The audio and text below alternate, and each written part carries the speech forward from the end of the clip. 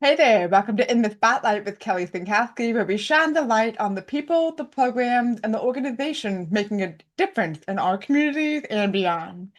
Today, we're talking about international exchange students, opportunities, experiences, and connections that can come from welcoming students from around the world into our local community. Joining me today is Tina Smith, a coordinator with the EF Exchange Year Program. Tina, thank you so much for taking the time to talk to me today. How are you?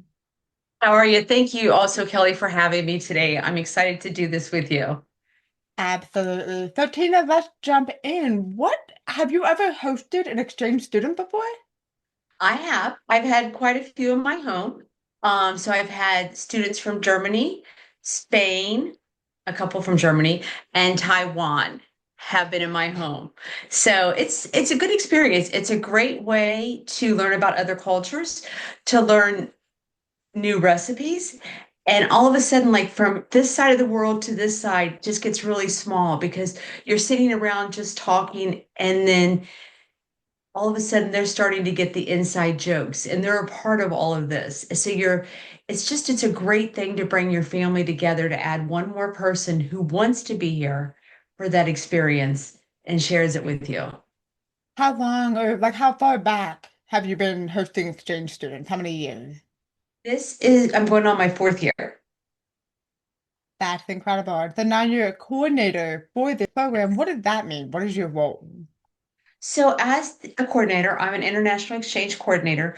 My job is to bring awareness to the community, to get the word out, to find host families. So, I recruit, I post on like a lot of social media, word of mouth, whatever I can do to get the word out there, I do to find host families for students. And then I work with them every step of the way from when they decide this is what they want to do to selecting their student to when their student leaves. I'm there the whole time with them. Right. So, for people who are not that familiar with these programs, what is it like for if, if somebody in, like you said, Spain and Germany and Taiwan, somebody in Spain or Germany says, you know what, I want to go to school in America for a few years. What's the process of how this all develops? So it is kind of a lengthy process. We are a program with the Department of State, so it's sponsored through them. It's a cultural exchange program. It is a J-1 visa. It's an academic program. So some of our kiddos actually can validate, which means when they come here and go to school, their school year counts back home. Some have to do an extra year back home. Okay. But prior to students even coming, it's probably like an 18-month process. They have to start getting vetted. It's a really stringent process, and we are only taking the best of the best kiddos to select from. So once we pick the kids that are going to come, we call it a hub where they kind of drop into the hub and we start finding places for them to come to in America. So that is what they're doing. Over here in America, your local coordinators are finding families. So let's say, Kelly, you decide you want to host. I would sit down with you, get you started. You would fill out your application. So once you're done, it goes to our compliance team. They go over everything with a fine-tooth comb to make sure you're good to go. I do a home visit. I do a reference check. Background checks are done by a third party. So we're making sure everyone is safe across the board. We're bringing kids thousands of miles away. We want to have them in the best homes possible with the families that are going to give them the best experience. And not just Absolutely. a great experience, but the love that they want. This is what they want, the American family. So we want them to be your son or your daughter. And you mentioned that you guys do have a lengthy process on the other side of the globe. What kind of a process are those students who are interested in coming to America? What are they going through? The same kind of home studies or testing? Yes, they're doing testing, they're doing training through videos, they're having meetings, monthly meetings, or maybe quarterly meetings, kind of depending on what it takes. So there's interview process, testing, everything goes right down the line. So everyone needs to be where they are to get through there. We just don't want to let everyone come. We want to select the best students. What is when they do this interview process? I don't know if you're privy to this information as well, but the students who are applying to be in this program and come to America, what are their common motivations or goals? Why do they want to do this? Most of them want it's a couple of things to come to America and go to high school, to improve their English, and one of the biggest is to ride the yellow school bus. Wait, what? That's what a lot of these kids want to do is ride the bus. But they really are coming just to improve their English and to find like a second family here because they want to have a great year. I love that. I feel that's probably a very American concept, that big Yes, it yellow school is. bus and the stop sign and the flashing light. Yes. Yes. I would not have expected that answer. Wow. Yeah. That's it. That's it. It's a big thing because So the they all big use public transportation. I mean, we deal with European countries and Asian countries. That's They're all using public transportation or bikes or walking. A bus is not their concept. So here, we're not biking to school. We're not walking to school. We're taking a bus or doing parent drop off. that's so funny. But it makes Hmm. sense. I mean, I imagine any show that they see Yes, overseas, that's how they go to as a school. They bus. get a school bus. When you also, I imagine there's feedback on what they're hoping to see, not just going to school on a yellow school bus every Mhm. day. Do they hope to see local tourism attractions and kind of explore the country or explore the state? Are they anticipating that kind of experience? So every student puts down what they want to see, whether it's just being involved in sports, in clubs, just really being a part of a family. Some kids want to travel, some want to see local stuff. And when I place students in this area, I do a couple of calls with them prior to them coming to help put a bucket list together. Like, this is what's local. These are things you might want to see. So I talk to them about different stuff like that. Some kids do want to travel, so I do remind them Mhm. Americans typically get 2 weeks of vacation. 1 week is going to be for snow days and sick days, and the second week is probably a week at the beach during the summer. Anything else is Right. a real bonus. So it's just another change that they're not used to, but that's part of the culture. That's part of the exchange is seeing the difference in it. And the other thing too is people forget you can't come to America and see all of it in a week. Correct. You need a Correct. week to see Virginia. It'll take you Yes. 6 hours to go from one side of the state to the other. Right. And they're just used to like hopping and going. And I'm like, for us to hop and go, we're still inside the state. So yes. So it's a big difference. It's a really big difference. So let's talk about when families are curious about this program. What are the common concerns or questions that a family might have? So for me, for example, I'm in Stafford County, we're public school, and I have three kids from middle school all the way down to preschool. What kind of concerns do people typically have? They might think that their kids are too young. They might say they don't have the time. Um, we don't have a very exciting life, or we can't afford it. And those are actually kind of misconceptions because these kids are coming just for the American experience. They want to come over here and be a part of the family, and that's what they're looking for. Um, so we have empty nesters, we have single host parents, we have same-sex couples, we have married couples with without kids. We have a wide range. So it's really as if you're 25 and older, if you can provide 3 meals a day and snacks, reasonable transportation, and by that I mean like back and forth to sports or clubs or prom, what have you, and a bed, you pass your background check, you're okay. Chances are you can make a good host family. So those are some of the basic things we're looking for. So I think it's just some families might think they have to take them out and do above and beyond, and you don't. Just make them a part of your family, include them, and make them feel welcome. And that's all they're looking for.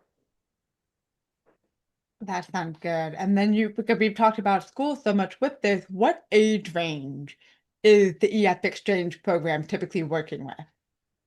So we work with 14 to 18, but typically in the state of Virginia, most of them here, like in Spotsy and Stafford, King George, are all 16, 17-year-old kids that they would like to take, and Mhm. they get placed as juniors. Maybe down toward Newport News, they might take 15-year-olds, but we try to stay 16, 17 because that's pretty much a safe zone for Virginia. But throughout the states, we do take 14 to 18-year-olds.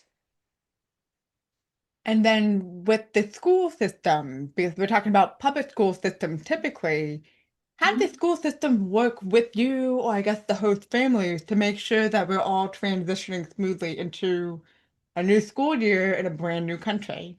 Mhm. So all of our schools have already signed to be on board with EF, and we've been working with Stafford and Spotsy and King George, Louisa for many, many years. So if we sign up a new school, then obviously we transition with them.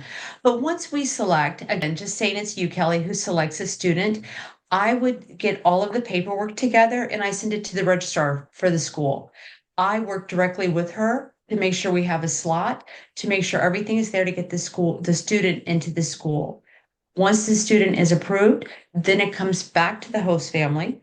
You'll start talking with your student, and then when your student shows up, you register and they pick their classes, but they're ready to go.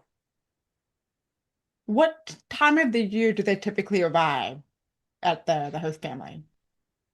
Usually 1 week prior to school starting. So I think most of our schools start like August 11th. So this year, most of our kids are arriving on Tuesday, August 4. A couple of kiddos are arriving a little bit earlier because they've opted to go to band camp. So they got permission to come earlier. So they'll be arriving late July. So they arrive 1 week early and then they start going home the week after school ends. And some kids stay until they have to leave, which is July 9th. Okay. And then, Tina, when we talk about this program, because I'll be honest, I had some exchange students in my high school, the very small private school. They were both from Germany. And I remember them well. I mean, they were the track team superstars. Mike Kirkpatrick and Florian. Hi. Um, I mean, I kind of forgot that this was something that is still happening and still goes on. Yes.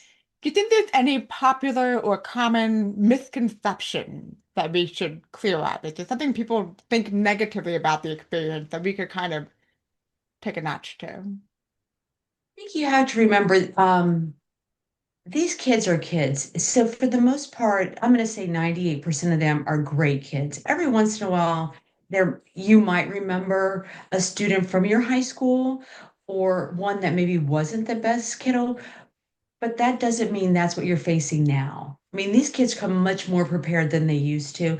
And now with technology, everything is a lot easier instead of the snail mail, mailing home when they're homesick, getting letters. So Yes. I think it's just being open to where we are now in the world. I think it's a lot easier hosting at this point than it was 25 years ago. And that makes sense. Like you said, they can FaceTime or do a video call like this Hmm. and talk to the folks back home. Yep. As a host parent, I could say, "Hi, what did your Yes. child eat? Because he doesn't like any of my food." We could have that kind of back and Yes. forth. Yes.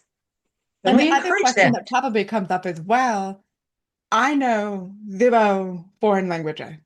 Zero. I know a handful of words and a couple, but I'm not fluent. Do the host family need to be able to speak another language? Absolutely not. This is an American program. So they need to speak English. And I tell them when they come, there's no speaking your native language. And I know they will, but let's be honest, you need to really speak English 95% of the time, if not 100. So that's what I really encourage them. That's how their English will get better. It's just repetition, talking. So when we have kids in the house, we sit at the dinner table maybe 2 hours because everyone's just talking and it gives them time to practice. Because this way, if they make a mistake, they're going to make it with us where they feel comfortable. And then by the end of the year, they are teaching us words in their language. They're teaching us sentences and how to put stuff together. So it's kind of neat how it all comes. But no, you do not need to know any foreign language. They're all fluent in English. They passed a test to come here, so they all speak English very well. And you were just mentioning sitting around the table. So you've hosted a few students at this point. What do you think the most memorable experience that comes from hosting them is? There's so many. It's hard sometimes to separate from like a coordinator, what I see as a coordinator. But I think for me, just watching someone come in your home who probably feels a little awkward, a little strange, even though you spoke with each other, maybe not quite comfortable, to by the end of the year, they're really just one of yours. So at the end of the year when I'm yelling and I'm just like, Hmm. oh, I'm Jane, Harry, I'm like, you know who you are, come down here. I love how everybody's just together and they come together and they do stuff and just like celebrating, like Thanksgiving is a huge thing. Um, my first student I hosted on Thanksgiving, and I feel horrible because still we forgot to take a picture for his mom. We were so caught up in everything. So the next year he's like, take a picture. I'm like, okay. Aw. And I'm not a picture person. I'm always so busy in that moment. And I forgot again. So I'm like, can you just text me the morning of? It'd be so much easier. But it's Just, just just all put those, a webcam in the yeah. corner so that you can Yeah. stream So it. it's all of those firsts that they see, like seeing it in their eyes for the first time. Like seeing them try new food, seeing them go somewhere for the first time to see, like, was that what you thought?